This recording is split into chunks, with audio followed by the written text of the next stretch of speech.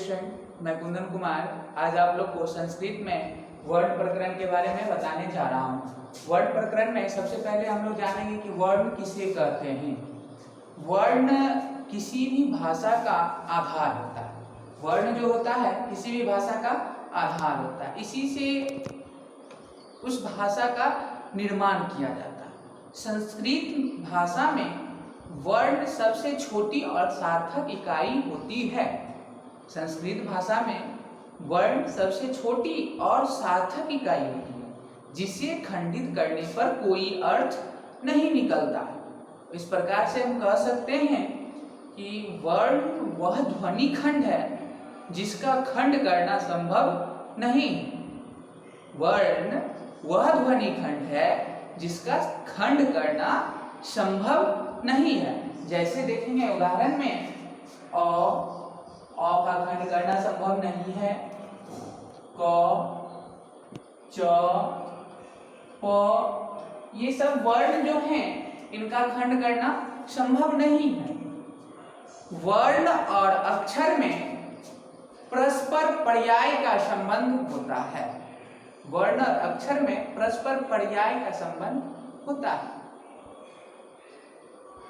वर्ण और अक्षर में एक सूक्ष्म अंतर होता है। वर्ण और अक्षर में एक सूक्ष्म अंतर होता है। एक शब्द हम लेते हैं देव। देव शब्द को लेते हैं उदाहरण के रूप में और देखते हैं कि वर्ण और अक्षर में अंतर क्या होता है। जब इसके अक्षर को खंड किया जाएगा तो दो अक्षर आएंगे, द एकार और व। क्या अक्षर दो अक्षर आएंगे खंड करने पर? द एकार और व आए। परंतु जब इसके वर्ण को खंडित किया जाएगा, विभक्त वर्ण में विच्छेद किया जाएगा, तो यही चार वर्ण में विभक्त हो जाते हैं। आपने क्या देखा कि जब एक ही शब्द को मैं दो बार विच्छेद किया है, दो बार बांटा है, एक बार अक्षर में और दूसरा बार वर्ण में। तो जब हम इस देव शब्द को अक्षर में विच्छेदित करेंगे, बांटेंगे, तो इसकी संख्या दो होती है, क्योंकि ये दो अक्षर से बना हुआ है, द एकार और व से। और जब हम इसको वर्ण में विच्छेदित करते हैं, जब इस शब्द के वर्ण का विच्छेदन करते हैं, तो इसमें वर्णों की संख्या 4 होती है। बस वर्ण और अक्षर में इतना ही का अंतर होता है। आगे जब हम बढ़ेंगे तो वर्ण के भेद की तरफ चलेंगे। वर्ण के भेद, उच्चारण की दृष्टि से सभी वर्ण समान नहीं होते हैं। उच्चारण की दृष्टि से सभी वर्ण समान नहीं होते हैं। किसी में प्राण वायु निर्वात होती है, तो कुछ ऐसे वर्ण होते हैं जिसे उच्चारित करने के लिए दूसरे वर्ण की आवश्यकता होती है, तो कुछ ऐसे वर्ण होते हैं जो स्वर वर्ण के पश्चात उच्चारित किए जाते हैं। इस दृष्टि से वर्ण के 3 भेद होते हैं। इस दृष्टि से वर्ण के 3 भेद होते हैं। किस दृष्टि से? उच्चारण की दृष्टि से, क्योंकि उच्चारण करते समय सभी वर्ण समान नहीं होते हैं। वर्ण के 3 भेद होते हैं उच्चारण की दृष्टि से, जिसमें पहला वर्ण का भेद है स्वर वर्ण, जिसे संस्कृत में अच वर्ण कहा जाता है। दूसरा है व्यंजन वर्ण, जिसे संस्कृत में हल वर्ण कहा जाता है। और तीसरा जो है अयोगवाह वर्ण है। तीसरा वर्ण क्या है? अयोगवाह वर्ण। आप हिंदी व्याकरण में वर्ण के केवल 2 भेद पढ़ेंगे, जो स्वर और व्यंजन वर्ण हैं। अयोगवाह वर्ण केवल संस्कृत व्याकरण में पाया जाता है। अयोगवाह वर्ण हिंदी व्याकरण में नहीं होता। अब हम आगे की ओर चलते हैं स्वर वर्ण के तरफ, तो हम देखेंगे स्वर वर्ण किसे कहते हैं। स्वर वर्ण या अच वर्ण किसे कहते हैं? अच वर्ण किसे कहते हैं? मैंने आपको बताया था कि कुछ ऐसे वर्ण होते हैं जिसमें प्राण वायु निर्वात होती है। स्वर वर्ण हम ऐसे वर्ण को कहेंगे जिसके उच्चारण में किसी दूसरे वर्ण की आवश्यकता नहीं होती है।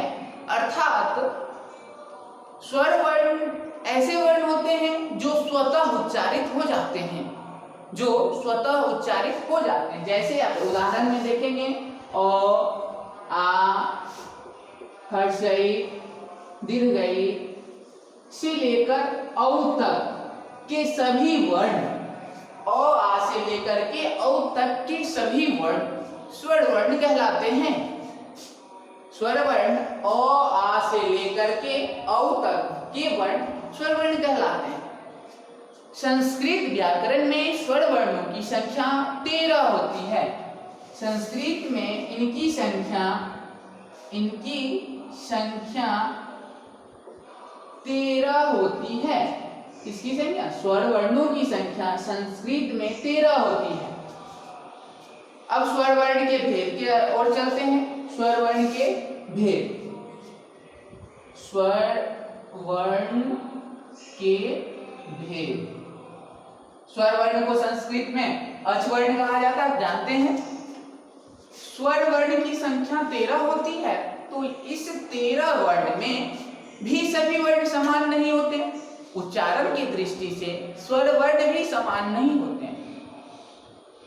कुछ ऐसे स्वर वर्ण हैं जिनके उच्चारण काल में अल्प समय व्यतीत होता है, और कुछ ऐसे स्वर वर्ण हैं जिनका उच्चारण अधिक समय में होता है, और कुछ ऐसे स्वर वर्ण हैं जिनके उच्चारण में अधिक से अधिक समय लगता, जिनके उच्चारण में अधिक से अधिक समय लगता। तो उच्चारण की दृष्टि से स्वर वर्ण के भी 3 भेद होते हैं। उच्चारण के दृष्टि से स्वर वर्ण के भी 3 भेद होते हैं, जो इस प्रकार है। पहला होता है ह्रस्व स्वर। ह्रस्व स्वर जिसे आप मूल स्वर भी कह सकते हैं, जिसे आप मूल स्वर भी कह सकते हैं। दूसरा होता है दीर्घ स्वर। दूसरा क्या होता है? दीर्घ स्वर। और लास्ट होता है अंत में प्लुत स्वर। प्लुत स्वर। मैंने आपको बताया कि स्वर वर्ण में उच्चारण की दृष्टि से 3 भेद होते हैं। स्वर वर्ण के उच्चारण की दृष्टि से कितने भेद होते हैं? 3 भेद, जो इस प्रकार है। ह्रस्व स्वर जिसे आप मूल स्वर भी कह सकते हैं, दीर्घ स्वर और प्लुत स्वर। अब आगे की ओर हम बढ़ते हैं, तो ह्रस्व स्वर के बारे में जानेंगे। किसके बारे में जानेंगे? ह्रस्व स्वर के बारे में। ह्रस्व स्वर या मूल स्वर क्या होता है, क्या हम जानेंगे? ह्रस्व या मूल स्वर। मूल स्वर मैंने आपको बताया था कि कुछ ऐसे स्वर वर्ण होते हैं जिनके उच्चारण काल में अल्प समय व्यतीत होता है, बताया था। तो वही स्वर वर्ण ह्रस्व स्वर कहलाते हैं। जिस स्वर वर्ण के उच्चारण में अल्प समय व्यतीत हो, वह स्वर वर्ण ह्रस्व स्वर कहलाता है। इस स्वर वर्ण का अवस्था जो होता है स्वाभाविक होता है, इसलिए इसे मूल स्वर भी कहा जाता है। जैसे उदाहरण में आप देखेंगे अ, हर्षई, हर्षई, हर्षऊ। आप देखते हैं इसका अवस्था मूल, इसमें केवल एक मात्रा है। आप हिंदी व्याकरण में इसे इस प्रकार भी परिभाषित कर सकते हैं कि जिस वर्ण के उच्चारण में एक मात्रा का समय लगे उसे ह्रस्व स्वर कहते हैं।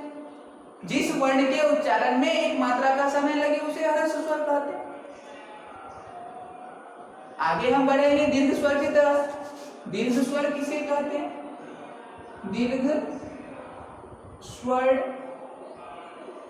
किसे कहते हैं? ऐसे स्वर वर्ण जिनके उच्चारण में मूल स्वर की अपेक्षा अधिक समय लगे। ऐसे स्वर वर्ण जिनके उच्चारण में मूल स्वर की अपेक्षा अधिक समय लगे उसे दीर्घ स्वर कहा जाता है। आप इसे इस प्रकार भी परिभाषित कर सकते हैं। जिस स्वर वर्ण के उच्चारण में 2 मात्रा का समय लगता हो उसे दीर्घ स्वर कहते हैं। उदाहरण के रूप में आप देख लेंगे, यहाँ उदाहरण है इसका आ। इसमें 2 मात्रा है।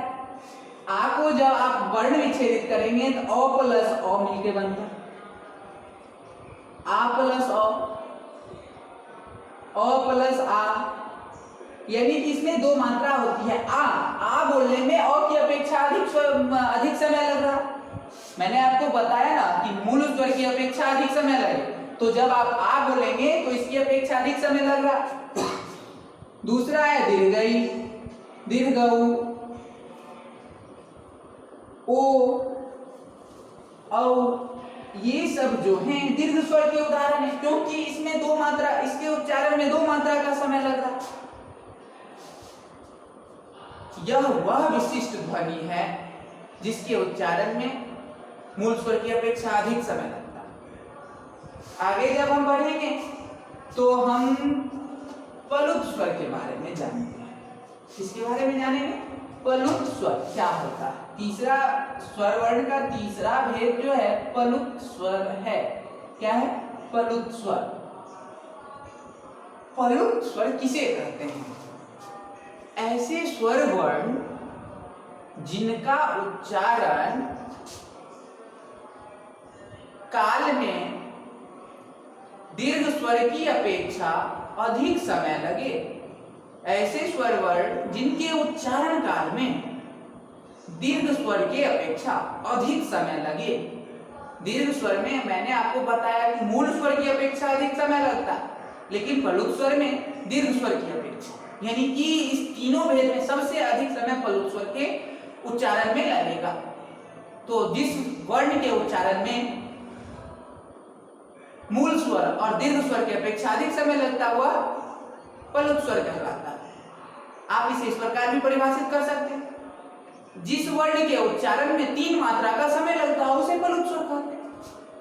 पलुत स्वर का प्रयोग मंत्रों और किसी को संबोधन करने के रूप में किया जाता है। जैसे आप कोई मंत्र, एक मंत्र है ओम, जब आप ओम बोलेंगे तो इसमें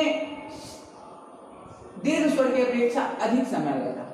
हे कृष्ण जब बोलेंगे, हे कृष्ण बोलते हैं तो अंतिम वर्ण जो है कृष्ण का और जो है कुछ लंबा समय तक खिंच जाता है। हे राम, हे राम, मतलब आपको ऐसा महसूस होगा कि हम कुछ देर तक बोलते रहते हैं, यानी उच्चारण का तार जो होता है लंबा खिंच जाता है, तो पलुत स्वर कहलाएगा। आगे जब हम बढ़ेंगे हम देखिए कि स्वर वर्ण के 3 भेद होते हैं, ह्रस्व स्वर, दीर्घ स्वर और पलुत स्वर। ह्रस्व स्वर में हमने पढ़ा जो जिस स्वर वर्ण के उच्चारण में अल्प समय लगे उसे ह्रस्व स्वर कहते हैं। इसका अवस्था जो होता है स्वाभाविक होता है, इसलिए इसे मूल स्वर कहते हैं। दीर्घ स्वर में मैंने पढ़ा जो ऐसे स्वर वर्ण जिनके उच्चारण में मूल स्वर की अपेक्षा अधिक समय लगे उसे दीर्घ स्वर कहते हैं। और पलुत स्वर में पढ़ा सबसे ज्यादा समय जिसमें लगता हो, यानी दीर्घ स्वर की अपेक्षा समय लगे, अधिक समय लगे, उसे पलुत स्वर कहते हैं। जब आगे हम बढ़ेंगे तो वर्ण का एक भेद है, दूसरा भेद है व्यंजन वर्ण। वर्ण का क्या दूसरा भेद क्या है? व्यंजन वर्ण। तो व्यंजन के बारे में हम जानते हैं, व्यंजन क्या होता है। व्यंजन में जब हम आगे बढ़ेंगे तो जानेंगे कि व्यंजन क्या होता है। दूसरा भेद क्या है? व्यंजन या हल वर्ण। हल वर्ण, देखिए व्यंजन वह विशिष्ट ध्वनि है, व्यंजन वह विशिष्ट ध्वनि है जिसका उच्चारण करने के लिए किसी दूसरे वर्ण की आवश्यकता होती है।